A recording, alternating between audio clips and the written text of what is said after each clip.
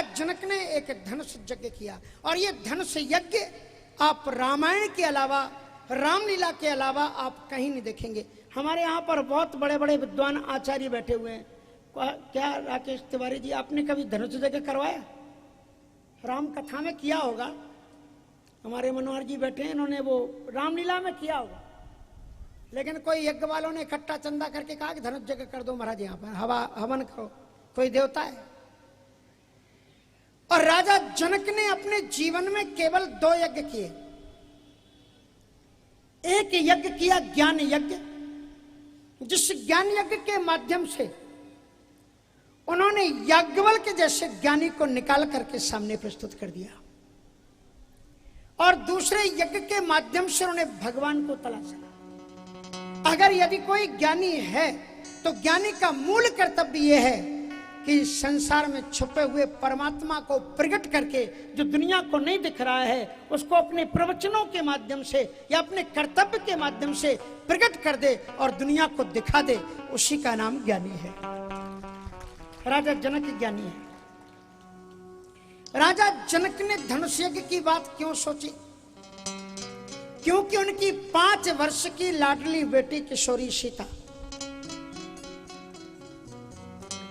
वो जो धनुष यज्ञ हो रहा है, इस धनुष का नाम आपको मालूम क्या था? इस धनुष का नाम पिनाक था। वाल्मीकि रामायण में इसे अजगव कहा गया है।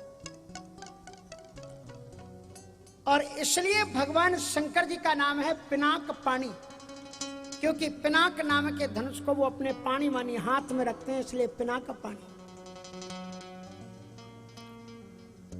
तो ये जो धनुष था, ये किस मटेरियल से बना हुआ था, इसको भी आप सुनिए। ये कोई साधारण धनुष नहीं था, अष्ट धातु से नहीं बना था। ये एक महर्षि तपस्वी महर्षि दधीचि की रीढ़ की हड्डी से बना हुआ था। इसकी पूजा क्यों हो रही थी? क्योंकि जब महर्षि दधीच अपने प्राणों का त्याग कर रहे थे, उनके प्राण हड्डी निकाली जा रही थी जीते जी, तब उनके आंखों से आंसू निकले थे। तो किसी ने पूछा, ऋषि आपको हड्डी देते हुए कष्ट हो रहा है? तो ऋषि ने कहा, क्या गजब के लोग होते हैं। ननु स्वार्थ परो लोको नवेति पर संकटम।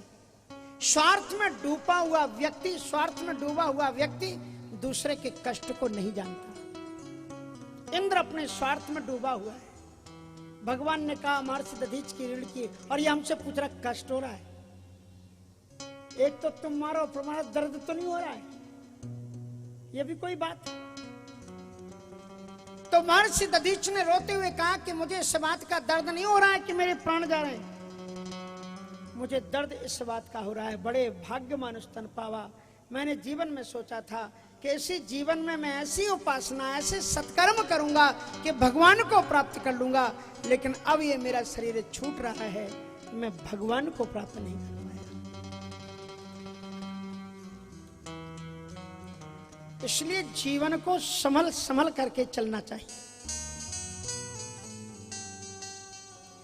दुर्लभ मिला है नरतन, चलना संभल संभल के।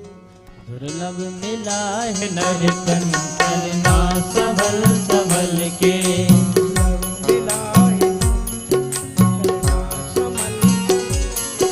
दुर्लभ मिला है नरतन, चलना संभल संभल के। क्यों खा रहा है झटके, क्यों खा रहा है झटके, दुनिया के दल दुर्लभ मिला है नरतन, चलना संभल संभल के।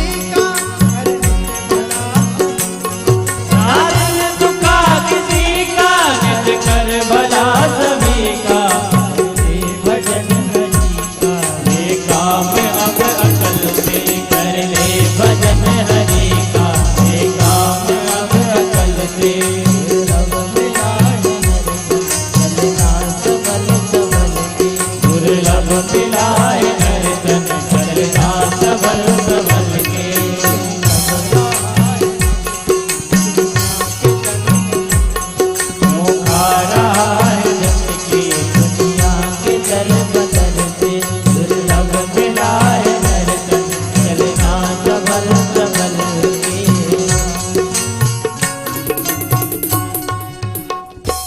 महर्षि ऋषि ने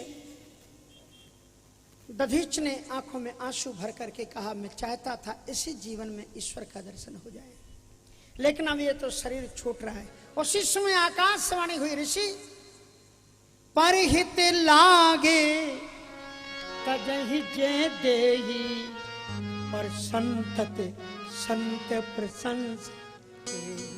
जो परोपकार के लिए शरीर का त्याग करते हैं उनकी कोई भी मनोकामना अधूरी नहीं रह जाती। आप मरोगे नहीं।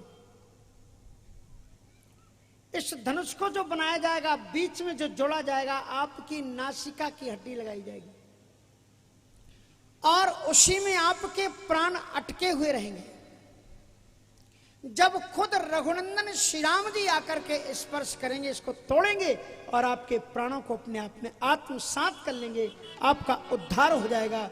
तब तक आप इसमें बने रहेंगे। इसलिए विवाह सीता का तो क्या होना था, वो तो सीता तो राम की ही थी। वो धनुष के अंदर जो आत्मा थी, शांत सीता समानीता आत्मा रामो विराजते, उस आत्मा का विवाह परमात्मा के साथ में होना था। राजा जनक ने अपनी बेटी को संस्कार दिए कि बेटी जाओ पूजा करो, और सीता जी धनुष का पूजन करने के लिए गई है। उन्होंने देखा चारों तरफ तो सफाई है पर नीचे गंदा था। किशोरी जी ने पूजन का थाल नीचे रख लिया और एक हाथ से बड़ी आसानी से 10,000 मल्ल योद्धा मिलकर के जिस धनुष को हिला नहीं पाते थे, किशोरी जी 5 वर्ष की जानकी जी ने उसे सहजता में अपने हाथ से उठा लिया और फिर उसको पोछा लगाया। और जब जानकी जी ने ये दिव्य लीला की तो उनके रोम रोम से चमक निकल रही थी, प्रकाश फैल रहा था। और माता पिता ने, राजा जनक और सुनैना ने देखा, वे समझ गए कि मेरी बेटी ऑर्डिनरी डॉटर नहीं है, साधारण बेटी नहीं है, ये तो साक्षात भगवती है। तो राजा जनक समझ गए कि सीता साधारण लड़की नहीं, ये साक्षात भगवती है। यदि मेरे घर में सीता के रूप में भगवती आ गई है तो इसका मतलब यह है कि संसार में भगवान भी कहीं ना कहीं आ चुका है। यदि ये सीता शक्ति है और शक्ति मेरे घर में बेटी के रूप में आ गई है, इसका मतलब शक्तिमान भी कहीं ना कहीं आ गया है। और मुझ जैसे ज्ञानी का कर्तव्य ये है कि मनुष्य के रूप में छुपे हुए उस शक्तिमान, उस भगवान को अपने ज्ञान से उजागर करके दुनिया के सामने प्रस्तुत कर दूं कि ये है तुम्हारा भगवान, इसकी पूजा कर। तो राजा जनक जी ने निर्णय लिया कि 5 वर्ष की अवस्था में जिस सीता ने इस धनुष को उठाया वो आदि शक्ति है। एवं इस धनुष को उठा के चढ़ा के जो तोड़ देगा वही शक्तिमान होगा, वही भगवान होगा। इसलिए उन्हें शर्त रख दी कि जो इस धनुष को उठाएगा हम सीता को उसी को समर्पित कर देंगे। तो महाराज राजा जनक को एक जरा संदेश, लोग कहते हैं कि राजा जनक जी ने दशरथ जी को निमंत्रण पत्र नहीं भेजा। अब तो प्रश्न करने वाले लोग नहीं रह गए। हाँ, पहले जब गांव में जाते थे तो गांव के बुजुर्ग लोग घेर लेते थे, आप रामायण जानते, बताओ जब प्रश्न का उत्तर क्या है। ऐसे ऐसे प्रश्न करते थे कि उन्हीं प्रश्नों ने आज हमको ज्ञानी बना दिया। क्योंकि अगर नहीं आता था तो कह देते थे नहीं आता, फिर पढ़ते थे, पता लगा। एक जगह एक सज्जन बोले, अद्भुत अद्भुत प्रश्न करते थे। कहते कि महाराज मोह न नारी नारी के रूपा पन्नगारी यह रीति अनूपा। नारी नारी के रूप को देख करके मोहित नहीं होती, और रंग भूमि जब सिय पगधारी देख रूप मोहे नर नारी। तो ये क्या मतलब? ऐसे ऐसे प्रश्न पहले लोग करते थे क्योंकि रामायण का पाठ करते थे वो लोग। अब रामायण का पाठ करते ही नहीं तो प्रश्न कहां से आएंगे तुम्हें? अब तो जो कथा महाराज जी कर दें बल्ले बल्ले बस। इसलिए श्रोता वक्ता ज्ञान निधि, यहां कथा अच्छी इसलिए होती है कि आप सब बड़े पुराने अच्छे श्रोता हो, इसलिए मैं कथा सुनाता हूं कि तुम शायद समझते होगे। एक जगह कृष्ण महाराज एक बड़े पद्म विभूषण हुए हमारे बनारस में। कृष्ण महाराज उनके जीवन की सत्य घटनाएं हमको बता रहे थे। एक बार वो बीएचयू गए और बीएचयू से निकले, मोटरसाइकिल से जा रहे थे, स्कूटर से। हमारी कथा समाप्त हुई थी तो एकदम भीड़ छूटी। वहां भी खूब भीड़ जुट जाती है अपने दरवाजे पर ही। तो भीड़ छूटी तो कृष्ण महाराज मोटरसाइकिल पर थे, स्कूटर पर। उन्होंने पूछा, भैया ये भीड़ इतनी कैसी? कोई टाकीज खुल गई क्या इधर? बोले टाकीज नहीं खुल गई, अभी वेदांती जी की कथा छूटी है। बोले कौन वेदांती जी? वही जो संपूर्ण में पढ़ने जाते। कहा राम कमलदास वेदांत? बोले हाँ हाँ उन्हीं। बोले उनकी आश्रम? बोले हाँ। तो वो घर पहुंच गए। घर जाकर उन्होंने फोन किया और बनारसी भाषा में बोले, का हो गुरु, ये कथा तू केहर से सीखल हुआ? हम अपने दरवाजे पर अगर तबला बजाने बैठते हैं तो पड़ोसी आकर के कहते, काय को जान खाते हो? तुम्हारा ये ज्ञान अपने घर में रखो, धीरे से बजाया करो, परेशान करते हो। और आप दरवाजे पर कथा कर रहे हो और इतने लोग बैठे हुए, इतनी भीड़ छूटी जैसे कोई टाकीज की कथा छूटी, टाकीज छूटी हो जैसे। तो उसके बाद में हमने कहा कि अब हम तो नहीं जानते, आप खुद ही आ जाना। राम तुम्हारा चरित्र स्वयं ही काव्य है, कोई कभी बन जाए सहज। अच्छा आप ये बताओ कि कभी आपने सुना कि कौवा भी मधुर बोलता है? बोलो बोलो, सुना है आपने? है? कौवा के बारे में कहा जाता है, काका कृष्णा पिका कृष्णा का भेदा पिक का गयो। कौवा कठोर बोलता है। कागा काको धन हरे, कोयल काकू दे, मीठी बाणी बोल के सबको बस कर ले। लेकिन रामचरितमानस में एक कौवा के बारे में तुलसीदास जी ने लिखा कि वो मधुर बोला। बोले मधुर? बोले हाँ। बोले मधुर बचन तब बोलू, मधुर बचन तब बोलू कागा। यदि कौवा भी राम कथा गाने लग जाए तो उसकी कठोर वाणी भी माधुर्य रस से भर जाती है। ये राम की विशेषता है, ये वाणी की विशेषता नहीं। लोग सोचते थे कि राम का जादू तो त्रेता में चलता था, अब रामायण को कौन देखेगा। लेकिन जब रामायण सीरियल आई सन 86 में, तो महाराज अगर बिजली ना आए ट्रांसफार्मर फूक देते थे लोग। एयरपोर्टों में फ्लाइटें रुक जाती थी, ट्रेनें रुक जाती थी, बॉम्बे की सड़कें खाली हो जाती थी। अमिताभ बच्चन जी जिस एक्टर को कोई नहीं जानता था, अपने घर में बंद होकर के उसका सीरियल देखते थे। कला, एक कला की पूजा नहीं थी, ये राम के बल की पूजा थी। है ही राम जी की लीला ऐसे। सोचा महाराज वो पहली बार सीरियल आया था इसलिए ऐसा हुआ था, उसके बाद तो तमाम धार्मिक सीरियल आ गए। लेकिन कोरोना आया और मोदी जी ने फिर दिखा दी वही सीरियल, और फिर वही नजारा, फिर दरवाजे बंद, फिर खिड़कियां बंद, फिर सड़कें बंद। इसलिए राम कभी पुराने नहीं होते, राम हरदम नित्य नूतन है, राम की कथा हरदम नहीं है। इसलिए जब सुनोगे तुम्हारे जीवन का उद्धार करने, तो पुनि पुनि के तेने हो, पुनि पुनि के तेने हो सुना, पुनि पुनि कितने हो सुनत सुनाए, ये की प्यास बुझत न बुझाए, जिय की प्यास बुझत न बुझाए।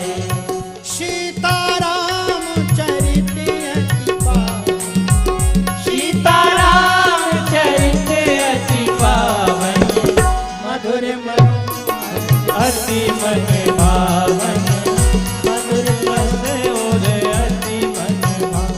पुनि पुनि कितने सुनत सुनाए, और जिए की प्यास। आप प्यासे लोग हो, चाहे हमारा खारा पानी हो चाहे मीठा पानी हो, आप पियोगे, ये मुझे विश्वास है, क्योंकि आपके हृदय में राम का प्रेम है। तो बताएं महाराज, कृष्ण महाराज ने एक बात बताई, अभी बात पूरी नहीं हुई। कृष्ण जी महाराज पद्म, हमारे बनारस में इतने पद्म भूषण हैं कि आप विश्वनाथ जी का दर्शन करने जाओ और 2-4 लोगों से कंधे अगर टकरा जाएं तो समझ लेना उसमें 2-1 तो पद्म भूषण ही रहे होंगे। हाँ, जिधर गलियों से गुजर जाओ उसी तरफ पद्म भूषण घूमते, एक से एक महाराज। तो वो बता रहे थे कि महाराज एक बार मैं अपनी ससुराल चला गया। क्या हुआ? बोले वहां जाकर के लोगों ने कहा कि ये तो तुम्हारा दामाद तो बड़ा फेमस है तबला बजाने में, ये तो बॉम्बे तक जाता है, जरा तबला हमको भी सुनवा दो। अब कोई भजन गाने वाला था नहीं, सो वो अकेले तबला खोल करके बैठ गए। तबला बजाने के लिए जब बैठे तो महाराज आस पास के तमाम लोग इकट्ठे हो गए। तबला हरे कृष्ण महाराज इकट्ठे हो गए। अब बेचारे कब तक सुनते, तड़ाक धूम तड़ाक धूम। अब भजन हुए तो उसमें साथ में चल जाए। अब वो हो गई। अब उसके बाद में लेकिन धीरे धीरे करके लोग उठते जाएं, लेकिन एक सज्जन और क्लोज आते चले जा रहे थे। भगवान की कृपा से एक आंख उनकी नहीं थी, वो और अरे क्या गजब ऐसा। तो किशन महाराज ने कहा, वही बता रहे थे, महाराज मुझे ऐसा लगा कि सबसे ज्यादा जानकारी है, और मैं पूरी रात भर तबला सुनाता रहा। हाँ, सुबह जब पौ फट गई सूर्य तब तमाम दुकर गायक हो श्रोता वक्ता ज्ञान नदी कथा राम की गूढ़ और किम समझो में जीव जड़ कलिमल ग्रसित ब्रह्मूढ़। और इस प्रकार से राजा जनक जी महाराज समझ गए कि अगर शंकराचार्य जी कहते हैं शांत सीता समानीता आत्मा रामो विराजिते, जो आपकी आत्मा है वही सीता है, और हमारे और आपके जीवन का लक्ष्य ये आत्मा रूपी सीता का राम से विवाह हो जाए। पर ये जब तक धनुष रखा हुआ है, धनुष कौन है? अहंकार से बुद्धि अज मन शशि चित्त महान। तुम्हारे जीवन का जो अभिमान है ये धनुष जब तक रखा हुआ है, तेरा साईं तुझ में और तू खोजे जगमाए है। तेरा भगवान तो तेरे अंदर बैठा हुआ है, लेकिन तू उसे तलाशता फिरेगा, उसे मिलेगा नहीं। राजा जनक बोले कि यदि उस परमात्मा को प्राप्त करना है तो पहले अभिमान का धनुष तोड़ा जाए। और अभिमान का धनुष कैसे तोड़ा जा सकता है? का भगवान ही तोड़ सकते हैं और कोई तोड़ नहीं सकता है। तो अपनी हृदय रूपी जनकपुरी में पहले राम को बुलाओ।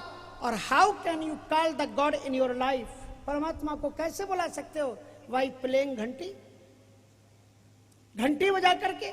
आप ये बताओ, आपके घर में कोई मेहमान आया हो और आप भोजन बना के तैयार करो और भोजन बन जाए तो घंटी बजाओ, आ जाओ नीचे, अच्छा लगेगा? आप जाके कहोगे तो भगवान के लिए घंटी बजाते उचित है क्या? ये उचित है? उचित है। हाँ, समझ लो, पुराणों की परंपरा अपनी कोई भी गलत नहीं है। इसलिए कि ध्यान रखना, वो घंटी नहीं है, घंटी के ऊपर में गरुण जी होते हैं। उसको घंटी नहीं, गरुण घंटी कहते हैं। और गरुण जी को सूर्य भगवान ने वरदान दिया है कि जब तुम चलोगे तो तुम्हारे पंखों से सामवेद की ध्वनि होगी। इसलिए संत को बुलाओ अपने जीवन में। और संत, अगर आप हंस को ताड़ना चाहते हो अपने आंगन में तो चिड़ियों को दाना डालना शुरू करो, और चिड़ियां उतरेंगी तो एक ना एक दिन हंस भी उतर जाएगा। अगर आप भगवान को अपने घर में बुलाना चाहते हो तो कबीर साहब जी कहते हैं भगवान गाय की तरह, जैसे दूसरे की गाय खरीद करके घर में लाओ नहीं आती, लेकिन आसान तरीका है, उसके बछड़े को गोद में ले लो, फिर तुम जिधर जाओ उधर ही जाएगी। तो कबीर साहब जी कहते हैं कि राम संती के बापे हैं, संत राम के पूत, राम संत के बाप हैं, संत राम के पूत। संत न होते जगत में, संत न होते जगत में, होते राम ने पूत कबीरा, होते राम ने होते राम ने पूत कबीरा, होते राम ने पूत। राम संत के बाप हैं। राम जी संत के बाप कौन है? राम जी। अच्छा, आपने पुराने जमाने में देखा होगा, अपन पहले से आते हैं इधर में, तो सड़क के किनारे के जो वृक्ष होते थे उन वृक्षों में कुछ मार्क होता था, रेखाएं खिंची रहती थी। 2 सफेद और 1 लाल। तो 2 सफेद और 1 लाल जिसमें रेखा खींची रहे, इसका मतलब ये सरकारी हैं, इनको छेड़ना मत। अगर उनकी डाल काटी, फड़ तोड़े तो फिर सीधी सजा होगी, जेल जाओगे। ऐसे ही हमारे महात्माओं के मस्तक को देखा करो, मस्तक पर भी 3 रेखाएं खींची हुई हैं। इसका मतलब ये ऑर्डिनर आदमी नहीं है, साधारण है, ये भगवान के हैं। इनको छेड़ोगे तो मामला बिगड़ जाएगा। इसलिए वहां तक पहुंचाने वाले ये रास्ते हैं, इनको देखो, इन्हें प्रणाम करो, इसके लिए ये हैं। तो राम संत के बाप हैं और संत रामों के पूत, और संत राम के पूत हैं, राम रूपी गाय के बछड़े। संत न होते जगत में तो होते राम निपूत। बच्चे ही तो माँ बाप का नाम रोशन करते हैं। आप बताओ, राम जी का, सीता जी का नाम रोशन कौन कर रहा है? लौकुश के ये महात्मा लोग कर रहे हैं। बोलो, जे बेटे ही तो कर रहे हैं। राम संत के बाप हैं, संत राम के पूत है, और संत ना होते जगत में तो होते राम ने पूत। उन्होंने कहा कि महाराज जहां बछड़ा जाता है गाय तो अपने आप जाती है। राजा जनक ने कहा कि यदि राम और लक्ष्मण भगवान है तो भगवान को मत बुलाओ, शायद ना आए, इतनी अपनी औकात नहीं कि भगवान को बुला सके। तो बोले क्या करें?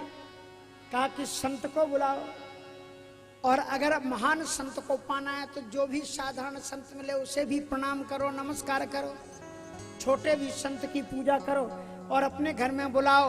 एक दिन साधारण संतों के साथ साथ में वो भी संत आ जाएगा जो खुद भी पा चुका होगा और तुम्हें भी भगवान से मिला करके जीवन को धन्य कर देगा, जीवन धन्य।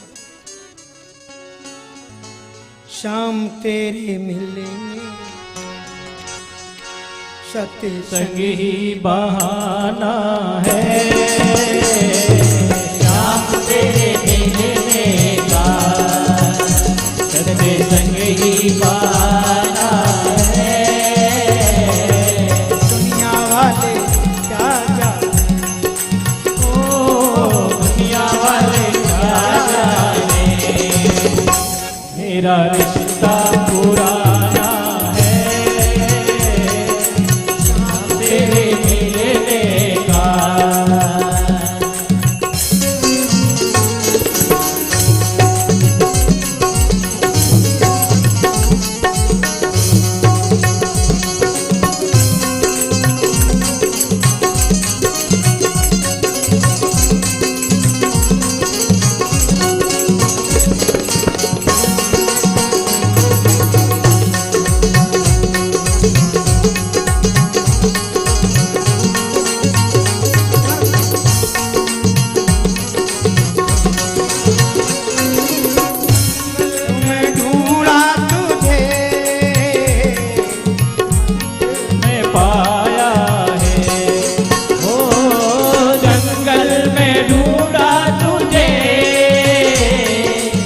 मंदिर में पाया है,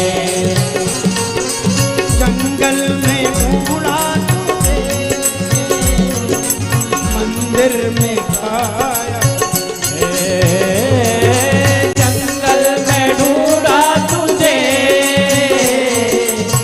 मंदिर में पाया है। हाँ, संतों के घेरे में, ओ संतों के हृदय में मेरे श्याम का ठिकाना है, संतों के हृदय में मेरे श्याम का ठिकाना है, श्याम तेरे मिलने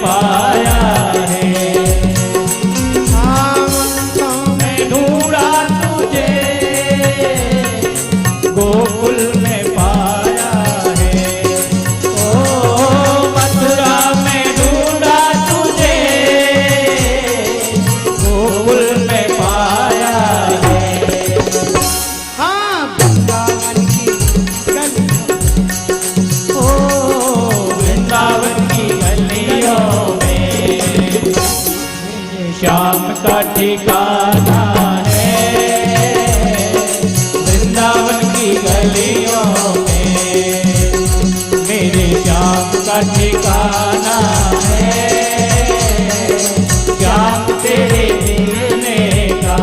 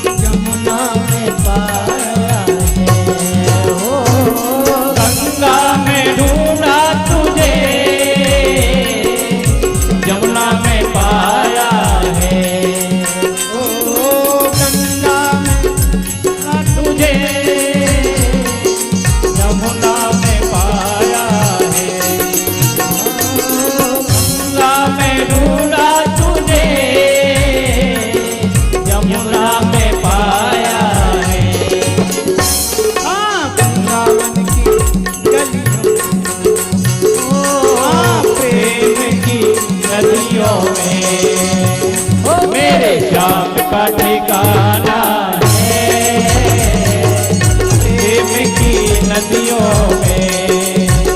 मेरे श्याम का ठिकाना है, श्याम तेरे मिलने का।